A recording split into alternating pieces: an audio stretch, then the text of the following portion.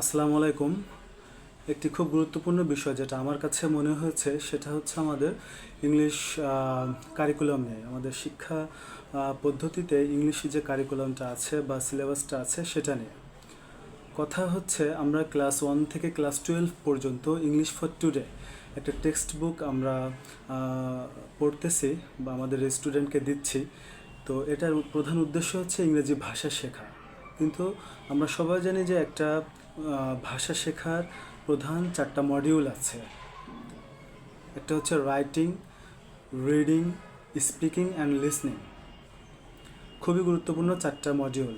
কিন্তু আমরা আমাদের যে এক্সাম যে পদ্ধতি আছে সেখানে কেবল রিডিং এবং রাইটিংকে ফোকাস করা হচ্ছে, কিন্তু অতীব যে গুরুত্বপূর্ণ 2টা মডিউল লিসনিং এবং স্পিকিং, এটাতে কিন্তু এই 12 বছর আমরা কোনো ফোকাস করছি না। তাহলে এই ভাষাটা আমরা রপ্ত করব কিভাবে আসলে এটা আমাদের স্টুডেন্টরা শিখবে? এটা একটা বড় প্রশ্ন।